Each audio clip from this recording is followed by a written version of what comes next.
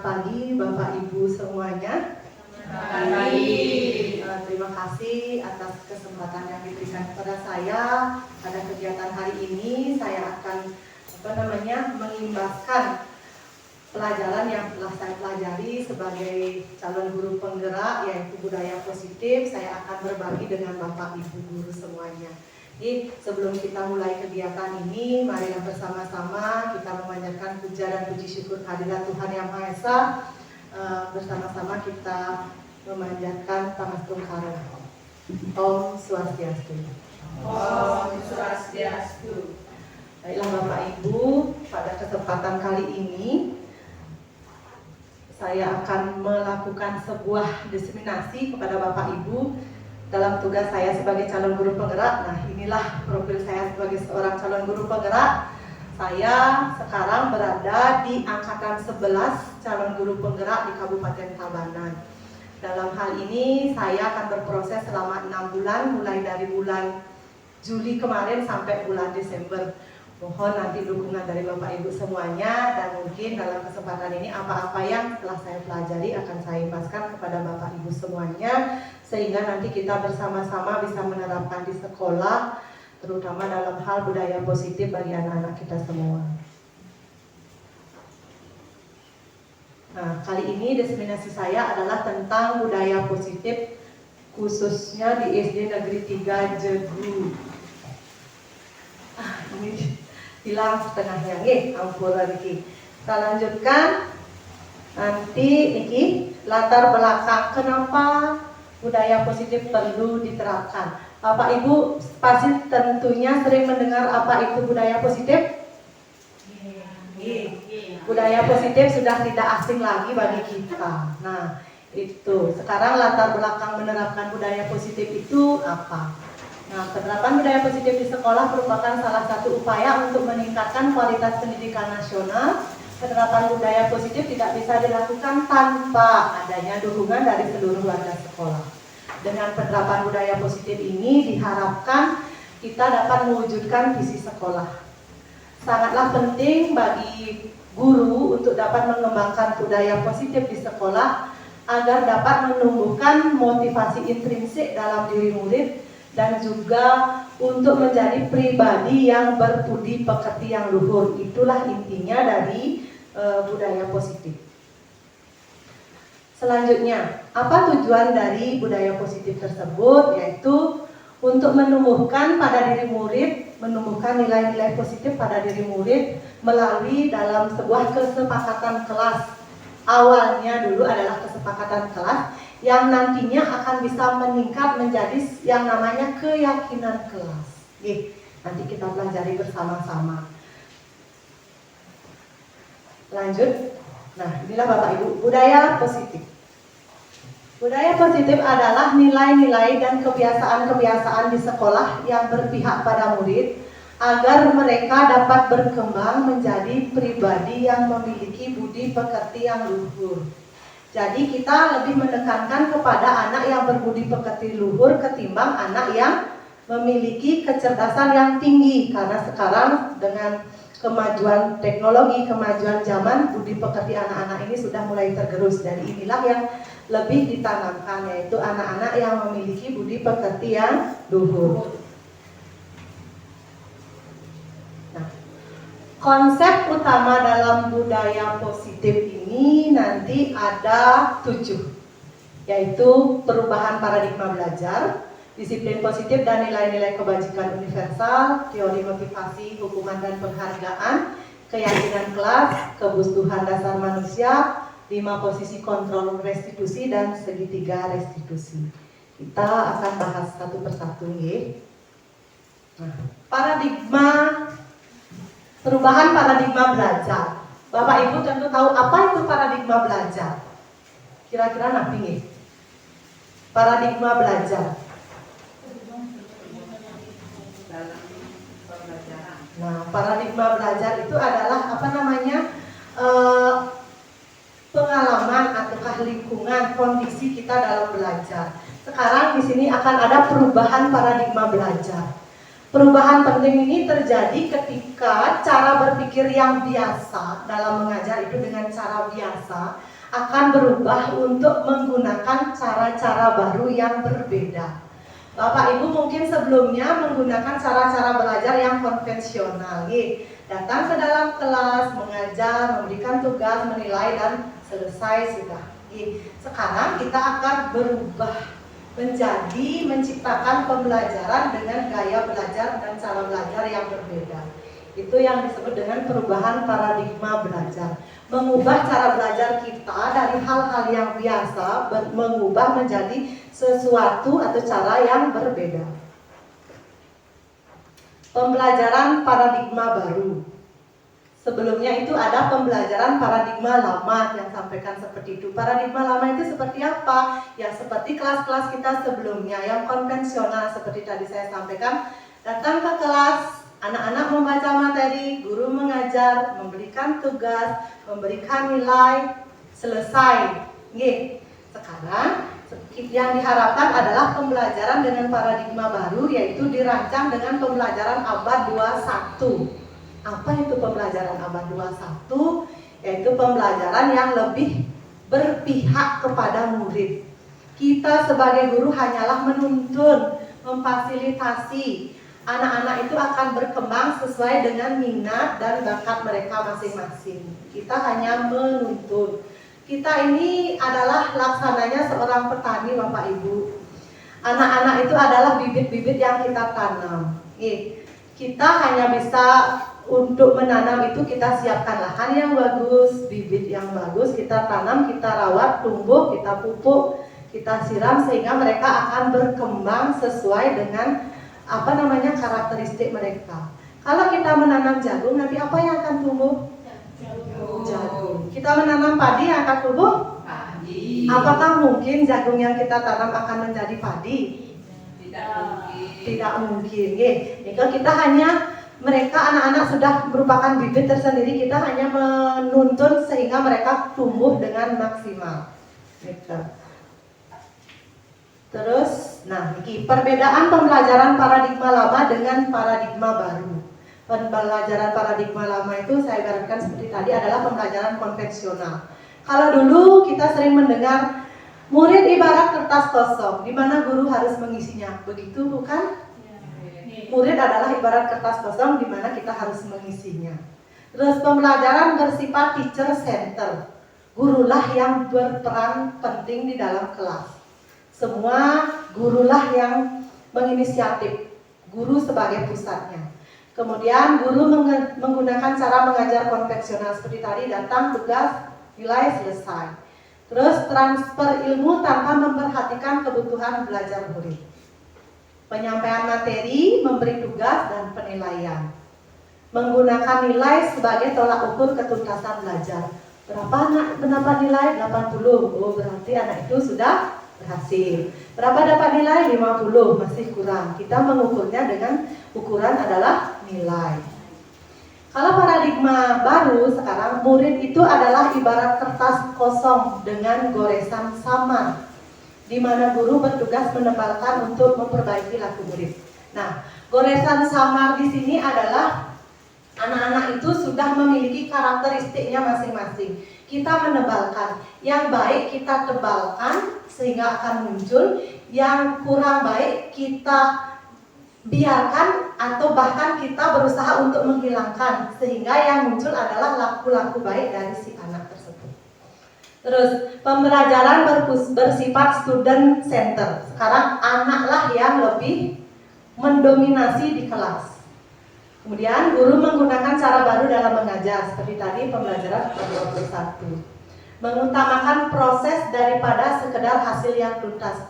Meskipun anak-anak kita tidak mendapatkan nilai yang seperti kita harapkan, misalnya nilai 80, 90, 100, tetapi yang kita nilai adalah prosesnya. Bisakah anak itu mengerjakan? Bisakah anak itu melalui tahap-tahapannya, misalnya mulai mengenali, menganalisis, memahami, kemudian mencoba untuk mengerjakan, proses itulah yang kita nilai. Bukan sekedar hasil yang tuntas. Selanjutnya, guru menuntun murid berkembang menurut kodrat alam dan kodrat zaman. Kodrat alam itu artinya anak-anak itu berkembang sesuai dengan lingkungan sekitarnya, tidak melupakan budaya daerahnya. kalau berkembang sesuai zaman, mereka mengikuti perkembangan zaman seperti sekarang. Anak-anak bisa menggunakan teknologi. Nih, tidak seperti dulu terbelakang. Sekarang anak-anak sejak kecil pun sudah mengenal HP, mengenal gadget, mengenal laptop. Itu sudah kita artinya memberikan pembelajaran yang sesuai dengan kodrat zamannya.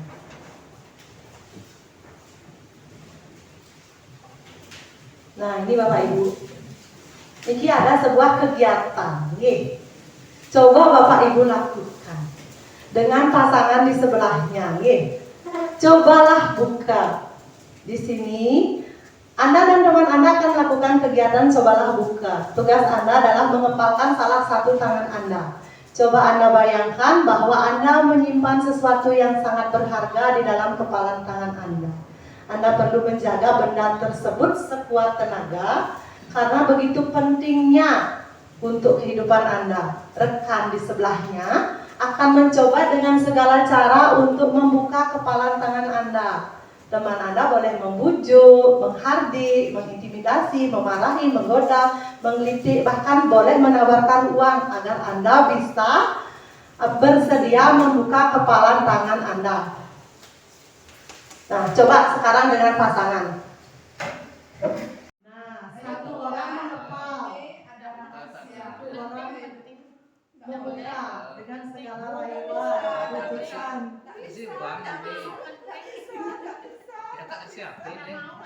Nah, apakah Anda bersedia membuka kepalan tangan Anda? Oh iya. Sudah? Apakah dibuka? Tidak dibuka. Nah, sekarang bergantian coba. Yang satunya lagi, yang tadi membuka sekarang mengepal. Nah, ayo yang rekannya membuka. Ayo dibuka apa tidak? Sudah dirayu-rayu. Kalau tidak bisa dirayu, dimarahi saja sehingga terbuka.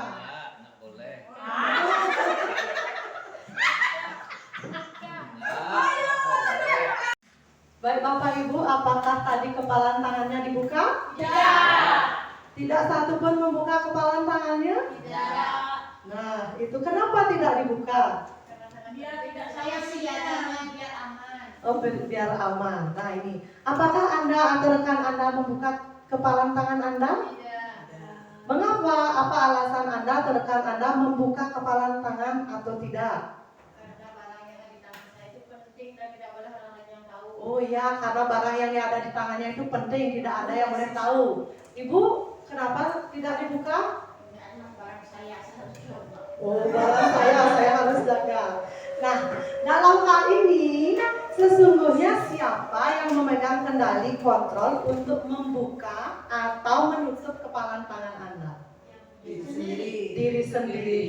Nah, itu artinya dalam kegiatan tadi apapun yang akan kita lakukan itu adalah bersumber dari diri kita sendiri. Kitalah yang mempunyai motivasi apakah kita akan membuka atau menutup, melakukan atau tidak melakukan.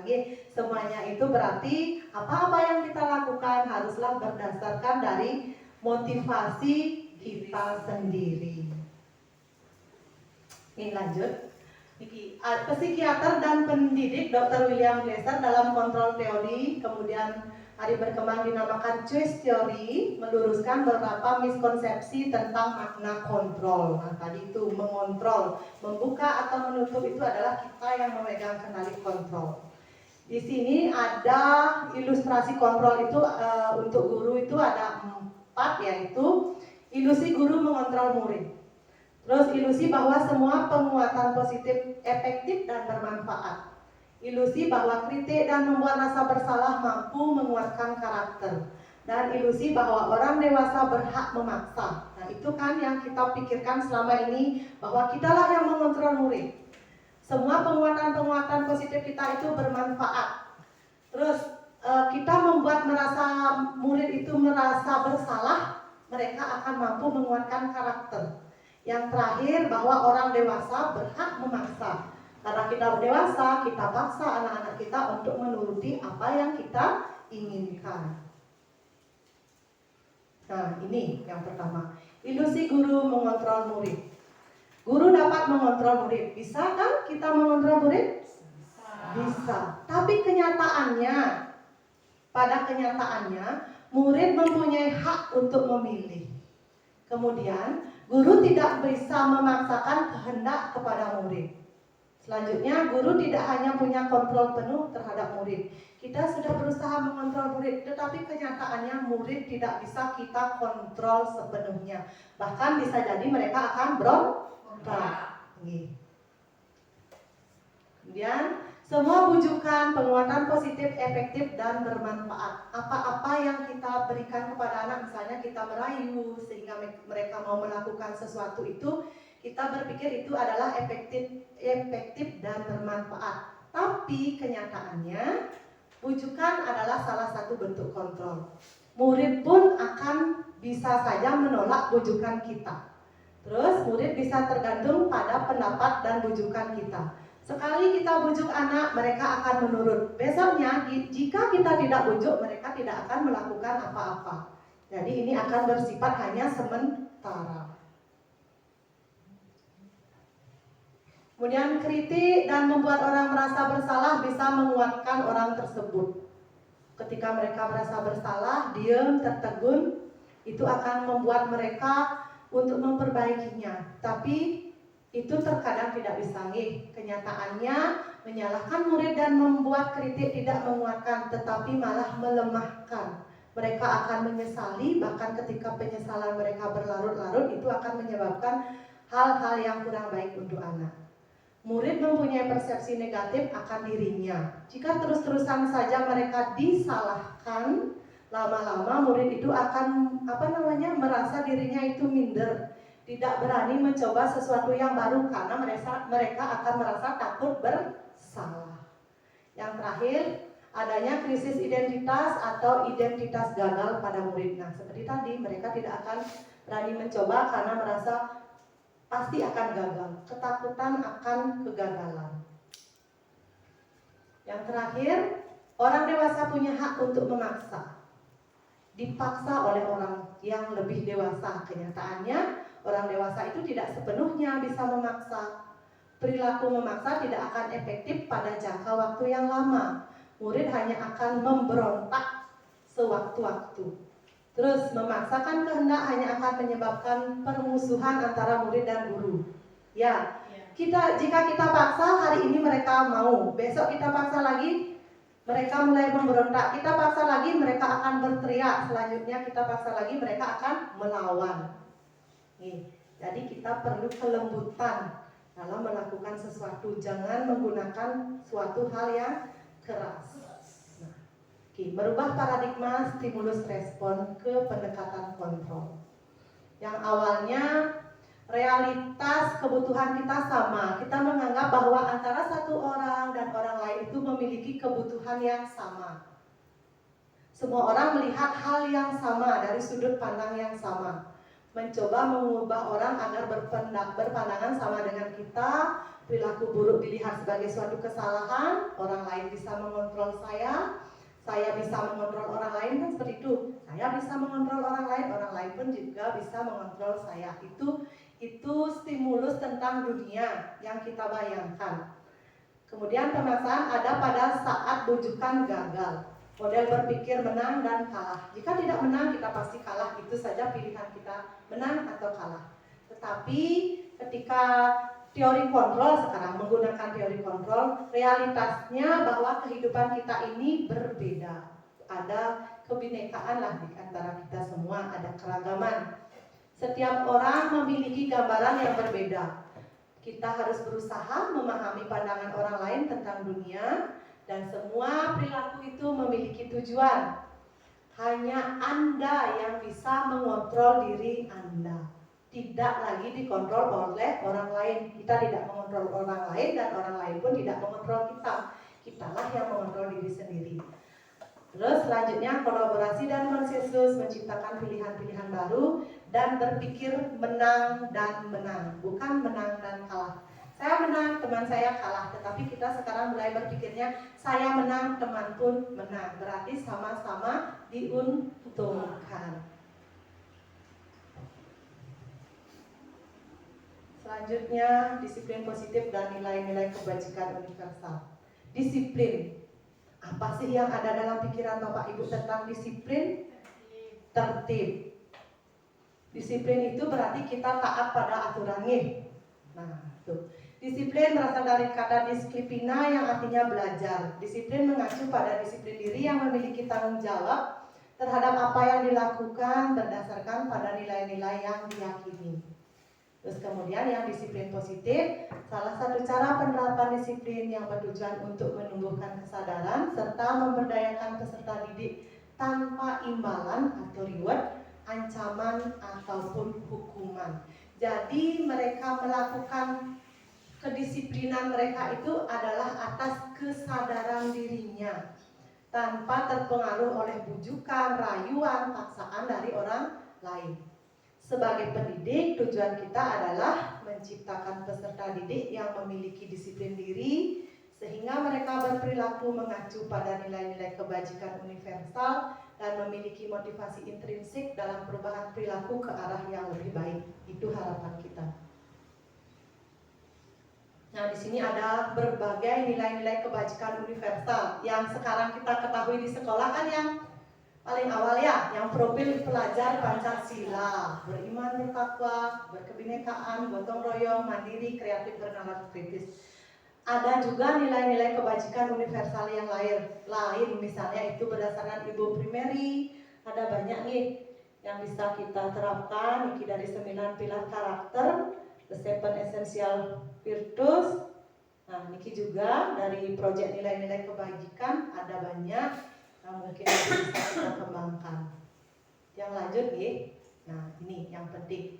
Teori motivasi hukuman dan penghargaan. Apa sih sebenarnya yang diinginkan anak saat mereka melakukan disiplin? Mereka mau disiplin, apa alasannya mereka melakukan disiplin tersebut? Apa alasan mereka disiplin? Yang pertama, mereka akan disiplin karena untuk menghindari ketidaknyamanan atau hukuman, takut dihukum, makanya mereka disiplin. Yang kedua, untuk mendapatkan imbalan atau penghargaan dari orang lain. Misalnya, murid datang ke sekolah tepat waktu karena takut jika terlambat akan dihukum. Yang kedua, datang tepat waktu karena misalnya gurunya mengatakan, "Oh, kamu rajin sekali, kamu hebat." Itu adalah suatu penghargaan. Itu yang menyebabkan mereka disiplin. Terus yang terakhir, untuk menjadi orang yang mereka inginkan dan menghargai diri sendiri dengan nilai-nilai yang mereka percaya.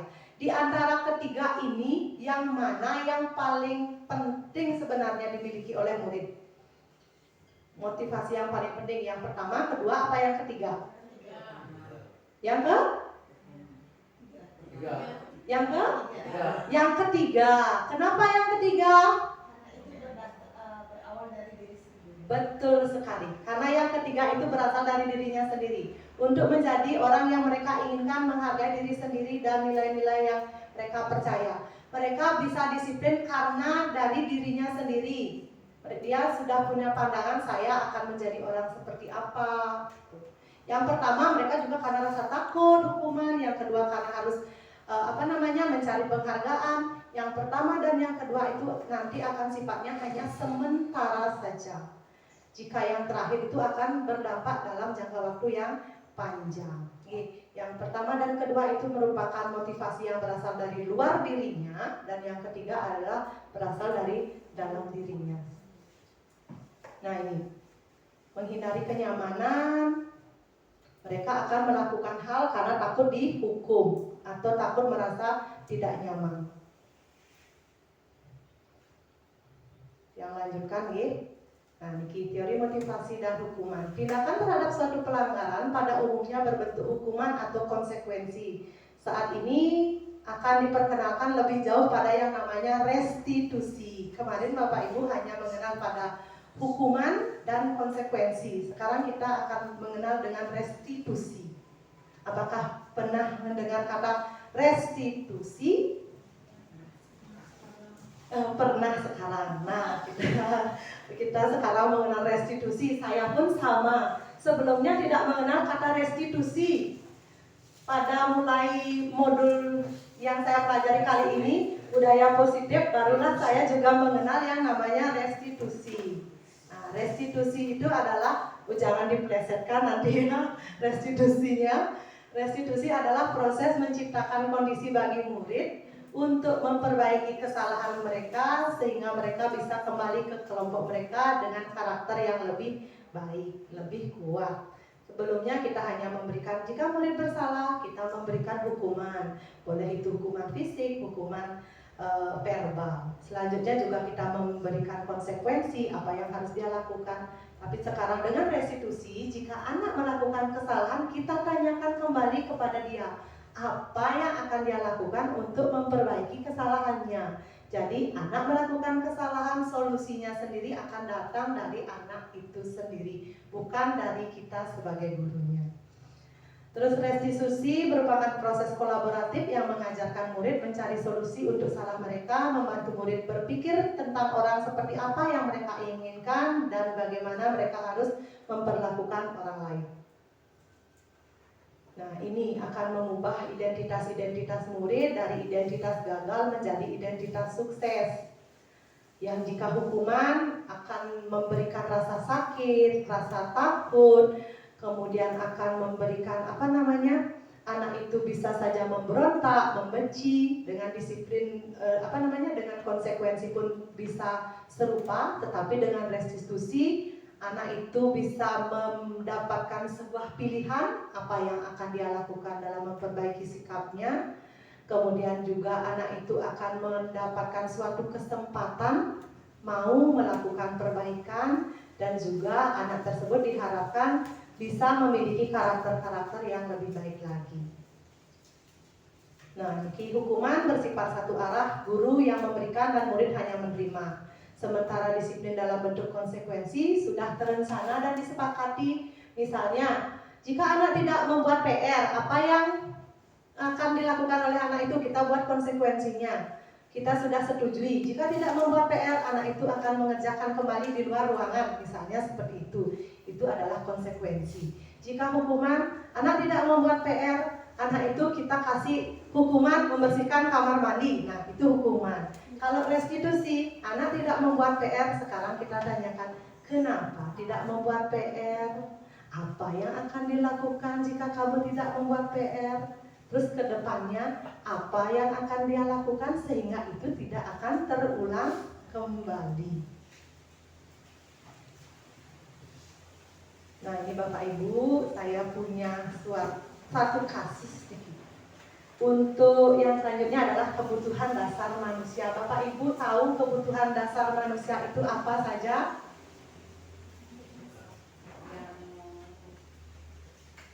Kebutuhan dasar manusia itu apa saja? Sandang, pangan, papan. Ya, itu kebutuhan dasar manusia. Sekarang ini ada suatu kasus. Ibu Amar, guru wali kelas 2A di SD Pelita Hati, sedang bingung menghadapi ulah salah satu murid di kelasnya. Doni, kelasnya yaitu Doni. Beberapa anak di kelas 2A telah datang pada bu guru untuk mengeluhkan Doni yang seringkali meminta bekal makan siang mereka dengan paksa. Jika Anda menghadapi situasi seperti Ibu Ambar, apa yang akan Anda lakukan? Menurut Anda, kira-kira apa alasan Doni melakukan hal itu? Nih, kira-kira kenapa Doni minta-minta makan siang? Mungkin tidak dikasih bekal. Tidak dikasih bekal. Nih, kalau Ibu, kenapa Doni melakukan hal itu? Mungkin tidak lapar. Oh, karena lapar. Kalau Ibu kenapa? Mungkin bekalnya ketinggalan di rumah. Oh, bekalnya ketinggalan di rumah. Nih, yang satu tidak membawa bekal, yang satu lapar, yang satu bekalnya ketinggalan di rumah. Nih, itu semuanya masuk akal. Apa alasannya? Nah, nih, seluruh tindakan manusia itu memiliki tujuan. Nih, apapun yang dia lakukan itu ada tujuannya. Kenapa? Semua yang kita lakukan adalah usaha terbaik untuk mendapatkan apa yang kita inginkan. Ketika kita mendapatkan apa yang mendapatkan keinginan kita. Seorang murid melakukan suatu perbuatan yang bertentangan dengan nilai kebajikan atau melanggar peraturan. Hal itu dikarenakan mereka gagal memenuhi kebutuhan dasarnya.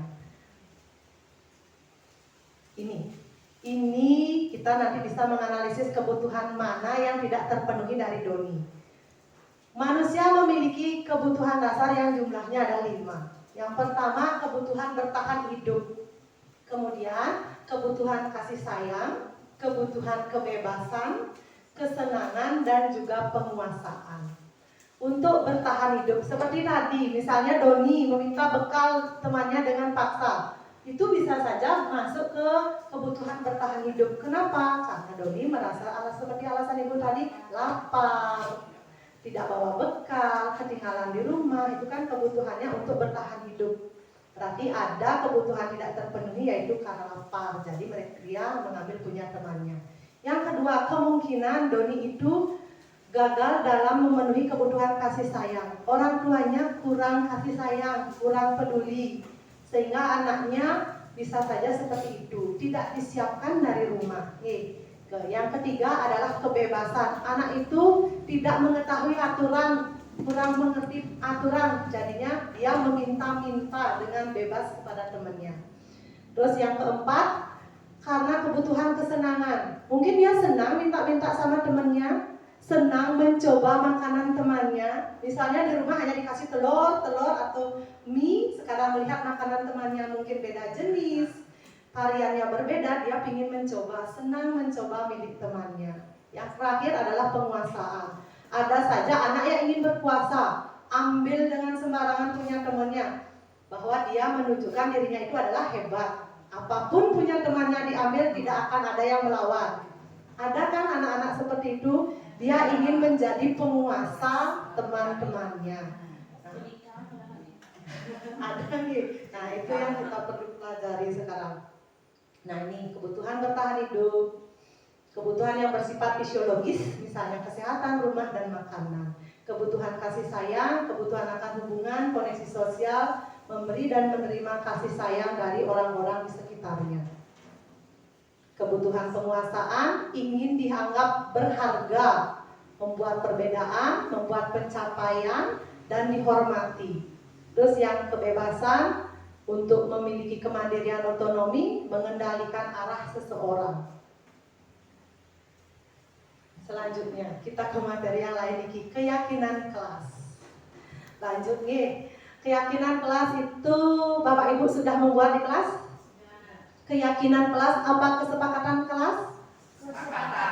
Kesepakatan kelas. Nah, jika Bapak Ibu sebelumnya sudah membuat kesepakatan kelas, kita hari ini belajar untuk menaikkan levelnya sedikit naik menjadi keyakinan kelas. Kemarin kita itu membuat kesepakatan kelas, artinya nilai-nilai kebajikan itu kita sepakati bersama. Kita sepakati. Hanya disepakati saja. Apakah anak-anak sudah melakukannya? Sudah sebagian, tapi belum semuanya. Nah, sekarang yang perlu kita lakukan adalah merubah kesepakatan kelas itu menjadi suatu keyakinan yang berasal dari dirinya. Mereka itu yakin untuk melakukan hal tersebut. Kalau sepakat, setuju, sepakat, begitu saja kan anak-anak. Sekarang kita cari dari dalam dirinya apa yang mereka yakini, sehingga mereka akan melakukannya dengan tulus ikhlas. Nah, nilai-nilai kebajikan universal yang disepakati secara tersirat dan tersurat, lepas dari latar belakang suku, negara, bahasa maupun agama. Keyakinan kelas adalah nilai-nilai kebajikan yang diyakini oleh seluruh warga kelas. Tujuannya membuat keyakinan kelas adalah untuk menciptakan lingkungan belajar yang aman, nyaman. Yang istilahnya itu adalah well-being. Nanti Bapak Ibu misalnya dalam kelas ingin membuat keyakinan kelas, ya begini. Hal-hal apa saja, tahapan apa saja yang Bapak Ibu lalui.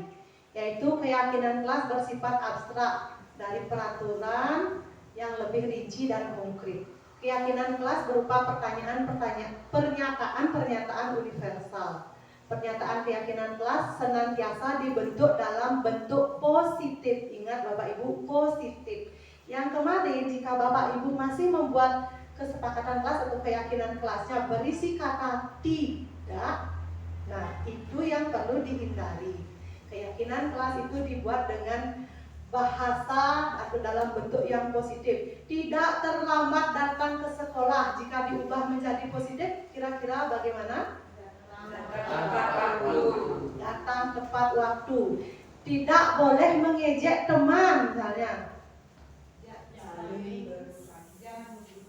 Saling menghargai. Seperti Ibu Kak Made tadi bilang jangan membuli. Kata jangan itu juga tidak diperbolehkan, tidak dan jangan diusahakan dihindari. Jangan bertengkar. Kalau begitu diubah menjadi saling menyayangi. Jadi kalimatnya akan menjadi positif dan terasa lebih halus. Lanjutnya, keyakinan kelas sebaiknya sesuatu yang diterapkan di lingkungan tersebut. Semua warga kelas hendaknya ikut berkontribusi dalam pembuatan keyakinan kelas, dan keyakinan kelas itu akan ditinjau sewaktu-waktu. Bulan ini mungkin bisa dimanfaatkan, tetapi bulan depan jika ada perubahan kita tinjau kembali. Apakah tetap bulan depan seperti ini atau kita ubah lagi? Bisa saja sewaktu-waktu. Terus Niki, Bapak Ibu sebagai guru mengetahui bahwa kita memiliki 5 posisi kontrol. Dalam mengontrol murid itu kita memiliki 5 posisi kontrol yang sudah mungkin kita lakukan, tetapi Bapak Ibu belum mengetahui bahwa itu adalah sebuah posisi kontrol.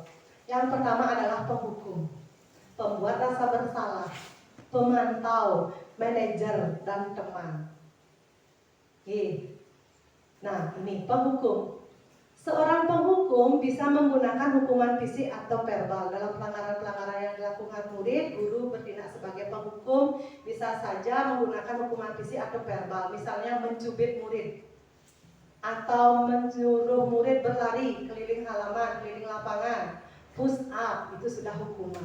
Kemudian verbal, mungkin mengeluarkan kata-kata yang kurang sopan kepada anak, itu termasuk hukuman. Terus guru dalam melakukan posisi hukuman ini kemungkinan mengeluarkan kata-kata seperti ini: patuhi aturan saya, atau awas. Nah, itu sudah termasuk suatu hukuman. Kemudian kamu selalu saja salah, itu juga sudah hukuman. Selalu, pasti selalu kamu yang terakhir selesai, itu sudah hukuman. Hukuman verbal. Mungkin sekarang kita sadari bahwa apa-apa yang kita sudah lakukan itu secara tidak langsung kita belum tahu bahwa itu adalah bentuk dari sebuah hukuman. Secara tidak sadar kita tidak mungkin melakukan hukuman yang selalu atas kesadaran. Ada hal-hal kecil hukuman yang kita lakukan tanpa kesadaran. Mari kita sekarang perbaiki sikap-sikap kita nih. Kemudian yang pemantau. Pemantau berarti mengawasi. Pada saat mengawasi, kita bertanggung jawab atas perilaku orang-orang yang kita awasi. Posisi pemantau berdasarkan pada peraturan-peraturan dan konsekuensi. Ini mungkin yang bisa dikatakan saat pemantauan. Peraturannya apa? Apa yang telah kamu lakukan? Sanksi dan konsekuensinya kamu tahu tidak? Nah, dikembalikan kepada anak itu, diingatkan bahwa kita memiliki sebuah konsekuensi dari apa yang mereka langgar. Terus, pembuat rasa bersalah. Pada posisi ini biasanya guru akan bersuara lebih lembut. Pembuat rasa bersalah akan menggunakan keheningan yang membuat orang lain merasa tidak nyaman, bersalah, atau rendah diri. Misalnya, kita ngomong halus kepada anak. Anak melakukan suatu kesalahan, kita panggil, ajak duduk. Kemudian kita ngomong, Ibu sangat kecewa sekali sama kamu. Bisa Bapak Ibu amati bagaimana itu mimik muka, raut wajah muridnya ketika gurunya berkata seperti itu. Apakah ada perubahan ketika mendengar Ibu berkata seperti itu? Ya, kalau misalnya Ibu bilang, Ibu sangat kecewa sekali sama kamu, langsung muridnya menunduk terdiam. Apa itu artinya? Iya, muridnya merasa bersalah. Terus, berapa kali Bapak harus memberitahu kamu ya? Muridnya diam, menunduk, itu sudah menunjukkan mereka merasa bersalah. Gimana coba kalau orang tua kamu tahu kamu berbuat seperti ini? Tambah menunduk lagi. Nah, itu mereka sudah merasa bersalah. Selanjutnya, sebagai 5 posisi kontrol sebagai teman. Guru pada posisi ini tidak akan menyakiti murid, namun akan tetap berupaya mengontrol murid melalui persuasi. Posisi teman pada guru bisa negatif ataupun positif. Positif di sini berupa hubungan baik yang terjalin antara guru dan murid. Misalnya, ayolah bantu demi Bapak ya. Murid pasti akan mau dia. Ayo bantu demi Bapak. Masa kamu tidak mau membantu, tidak mau berusaha? Pasti mereka mau. Ya, itu sebagai teman. Oke Pak, saya akan coba. Gitu. Ayo ingat tidak bantuan Bapak selama ini. Mereka itu berbicara seolah-olah guru dan muridnya itu sebagai seorang teman. Terus yang lain, ya sudah kali ini tidak apa-apa, nanti ibu bantu bereskan. Kan itu sebagai teman. Yang positifnya mereka akan mau berubah, tetapi untuk yang negatifnya jika terus-terusan kita lakukan seperti ini, murid-murid itu akan ketergantungan. Terkadang juga mereka rasanya respect kepada guru itu akan mulai berkurang. Kita tidak dianggap sebagai guru tetapi sebagai teman. Terkadang bahasanya Pak begitu, Bu begitu, tidak seperti lagi Bapak, Ibu, tidak seperti itu. Respect, rasa hormatnya itu mereka sudah mulai berkurang. Itu yang negatifnya nih. Ada positif dan ada negatifnya. Yang terakhir, inilah posisi yang diharap-harapkan. Posisi manajer. Di mana posisi guru berbuat sesuatu bersama dengan murid, mempersilahkan murid mempertanggungjawabkan perilakunya, mendukung murid agar dapat menemukan solusi atas permasalahannya sendiri. Nah, ini sebenarnya yang diharapkan. Apa yang kita yakini, nah dikembalikan kepada dia untuk menjawab sendiri. Apa kamu meyakininya?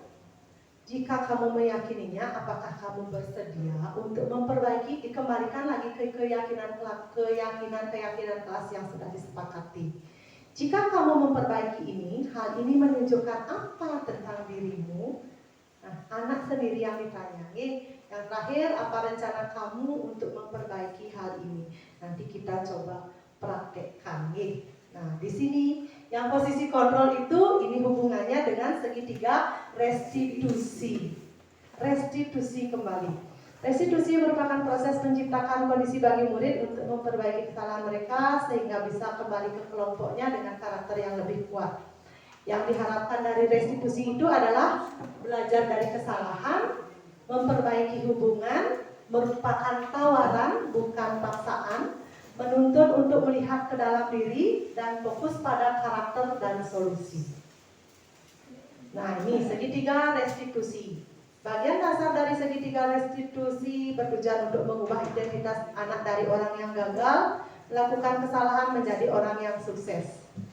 Nah, yang ini yang pertama segitiga restitusi itu ada 3 ya. Yang pertama menstabilkan identitas. Menstabilkan identitas kita artinya tanyakan dulu kepada anak kesalahan itu sehingga bisa berubah menjadi yang lebih baik. Berbuat salah itu tidak apa-apa. Kita tenangkan dulu anak yang melakukan kesalahan itu. Kita berdamai dengannya biar stabil. Berbuat salah itu tidak apa-apa. Tidak ada manusia yang sempurna, sehingga mereka tidak ketakutan karena merasa bersalah. Ibu juga pernah melakukan kesalahan seperti itu. Kita bisa menyelesaikan hal ini tenang saja. Itu misalnya kata-katanya. Terus yang kedua ada namanya validasi tindakan yang salah. Kita validasi kesalahannya dia. Apa yang bisa kita ucapkan, misalnya ini contohnya, padahal kamu bisa melakukan yang lebih buruk lagi dari ini. Kamu pasti punya alasan, mengapa kamu melakukan hal itu? Kita tanya alasannya, kenapa dia melakukan hal tersebut. Terus mungkin juga kita benarkan apa yang dia lakukan. Kamu boleh mempertahankan sikap itu, tapi kamu harus lebih menambahkan sikap yang baru atau tambahkan sikap yang lebih baik lagi. Yang terakhir menanyakan keyakinan dari kesalahan yang dia lakukan itu. Kita tanyakan, kita kaitkan dengan keyakinan kelasnya mereka. Apakah kamu percaya dengan sebagai kelas atau keluarga? Kita misalnya di rumah punya keyakinan apa, di kelas punya keyakinan apa, kita kaitkan kesalahan mereka dengan keyakinan yang telah disepakati. Terus apa bayangan kita tentang kelas yang ideal? Kamu mau jadi orang seperti apa? kita tanyakan kepada anak tersebut. Nah, di sini ini nanti Tiang kasih video contoh penerapan restitusi seorang guru dan seorang murid yang melakukan kesalahan.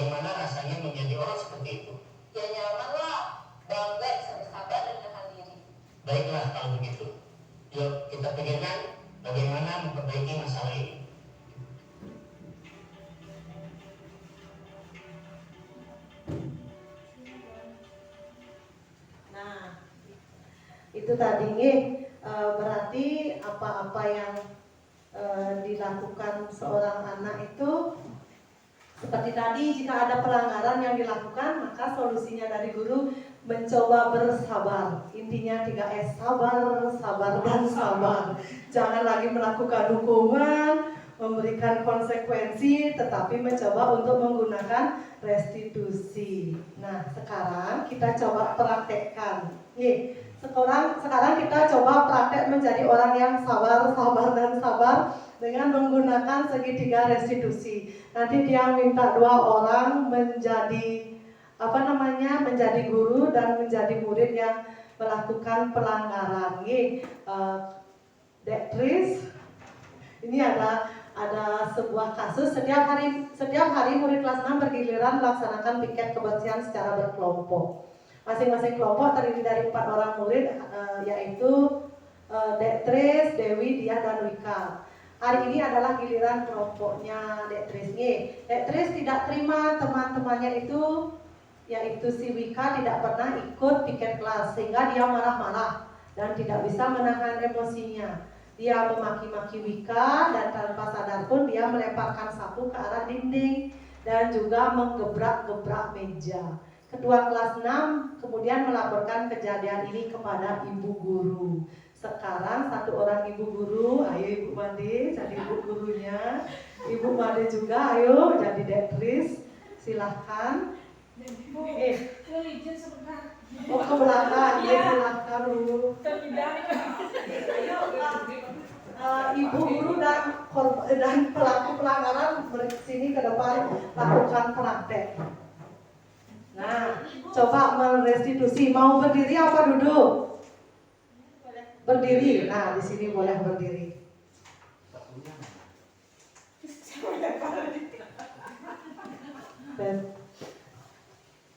Nah, ini selaku dektris. Terus ibu selaku ibu guru. Beatrice, ya Bu. Tadi kamu katanya marah-marah. Iya Bu, kok habis kesel sih? Kenapa kok kesel-kesel gitu? Kan nggak ikut piket Bu, setiap hari nggak pernah piket. Sebenarnya Wika hari ini piket. Iya Bu. Terus kamu ngapain tadi? Marah-marahnya seperti apa? Tadi saya sempat maki-maki Rika, terus marah, terus saya lempar sapu sampai ke dinding, terus saya bentak-bentak mejanya Bu. Saya marah, kesel saya Bu. Oh iya, boleh marah boleh, tapi untung hanya tembok yang kena. Kalau Wikanya yang kena, gimana? Jangan usah nangis, nggak boleh nangis. Ya kalau ibu guru juga seperti Beatrice, pasti ibu marah-marah. Pasti capek tadi kerja ya sendiri piketnya. Capek, terus ditambah marah-marah, tambah capek Bu. Terus yang tadi itu marah-marah itu ada nggak ya di apa namanya melanggar nggak keyakinan kelasnya? Sudah ada keyakinan kelas di kelasnya? Sudah Bu, melanggar Bu. Tahu itu melanggar? Tahu. Ya terus pelanggarannya yang mana? Apa namanya, sopan santun sama tidak menghargai teman. Jadi kalau Hormati teman. mau nggak nanti berubah? Mau Bu. Ibu guru tahu semua pernah salah. Yang penting Beatrice sekarang sudah mulai sabar, sudah hilang marahnya. Sudah sedikit. Ya. Kalau ada lagi, Oh apa? saya akan berlatih untuk lebih sabar, menahan emosi. Oh bagus. Terus kalau lagi Wika tidak kerja, nanti saya lapor sama Bu Guru. Boleh Bu Guru? Oh boleh, tapi jangan main hakim sendiri ya. Jangan marah-marah, nanti kalau temennya kena, double hukumannya. Double nanti pelanggarannya ya. Sudah tidak menghargai teman, menyakiti teman. Ya, yang penting sekarang mau jadi muridnya bagaimana? Mau jadi anak yang baik, Yang baik itu yang seperti apa? yang sopan, Terus taat pada peraturan, menghargai teman, saling apa sebenarnya? saling menghormati dan menghargai. Oke, bagus kalau gitu. Ya kita sama-sama ke depan yang baik. Ya, terima kasih Bu Guru. Keluar dari naskah. Oke, terima kasih. Oke, mungkin seperti itu seharusnya ibu guru melakukan pendekatan kepada anak yang melakukan pelanggaran sehingga anak itu menyadari sendiri kesalahannya dan juga akan menemukan sendiri solusi apa yang akan dilakukan untuk kedepannya agar dia bisa menjadi anak yang lebih baik lagi. Nah, demikian yang dapat saya sampaikan dari awal sampai akhir. Apakah ada pertanyaan? Ada teman-teman? Ayo Dektris, bagaimana tadi merasa jadi korban? Sekarang apakah ada pertanyaan? Gini, saya mau tanya Bu. Nggih, Kadang-kadang kita menghadapi anak seperti itu ya, ada anak-anak. Terima kasih Bu atas kesempatannya. Kadang-kadang di kelas sering kita melihat anak kita seperti itu. Kita itu bagaimana caranya biar kita itu lebih bisa mengarahkan anak itu biar ke restitusi itu berjalan, biasanya kita langsung nah engken bu tadi ya, bisa kita lebih banyak kita yang lebih duluan emosi kadang-kadang ibu, seperti itu yang saya hadapi, yang saya sering lakukan mungkin ya bu. Oke. Terima kasih atas pertanyaannya. Oke. Mungkin selama ini ya yang sudah kita lakukan, ya seperti itulah kenyataannya. Ketika kita menghadapi permasalahan murid, kita terkadang tanpa sadar langsung kita memberi bentakan. Kenapa ini? Terus saja. Kan seringkali kita langsung seperti itu, menjudge murid bahwa mereka adalah bersalah tanpa kita bertanya terlebih dahulu apa penyebabnya. Mungkin sekarang setelah ada informasi, ada tambahan ilmu, mungkin kita sudah mulai bisa membuka pemikiran kita sehingga kita bisa lebih baik lagi. Untuk hal-hal seperti itu di lapangan pasti banyak sekali. Sekarang dengan ini kita belajar menerapkan sedikit demi sedikit, meskipun kita baru mengetahui bahwa adalah yang namanya posisi kontrol, bahwa ada yang namanya restitusi, bukan hanya pemberi hukuman dan konsekuensi, kita pelajari pelan-pelan. Jika nanti Bapak Ibu menghadapi lagi di lapangan seperti itu, jangan langsung menghukum, kamu salah, langsung cabut rumput atau bersihkan kamar mandi. Kan terkadang itu yang kita banyak. Terkadang kita berpikir bahwa apa yang kita lakukan itu adalah untuk mendisiplinkan murid. Memang untuk mendisiplinkan, tetapi sifatnya hanya akan sementara. Sekarang kita berubah menjadi ke restitusi, sehingga apa yang kita lakukan dengan pendekatan, dengan kita lebih sabar menghadapi, menanyakan apa saja alasannya, apa kebutuhan mereka, kemudian anak bisa menemukan sendiri solusinya, itu akan menjadi hal yang lebih baik untuk kedepannya, sehingga apa perbaikan yang dia lakukan itu memang benar-benar berasal dari dirinya, sehingga dampaknya bisa dilihat dalam jangka waktu yang panjang. Demikian. Ada lagi?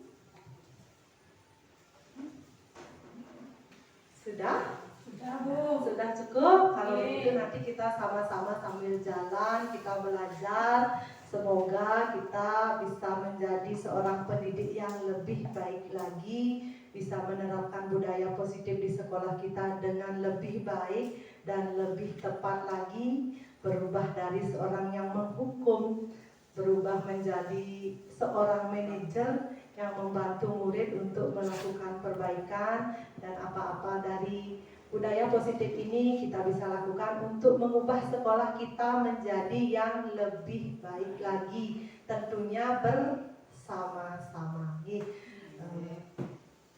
Terus untuk hari ini apakah ada yang ingin merefleksikan? Ya, mohon salah satu refleksi dari Bapak Ibu, apa refleksi dari kegiatan kita hari ini, apa-apa yang Ibu rasakan dari kegiatan kita hari ini, apakah kegiatan kita bermanfaat ataukah bagaimana?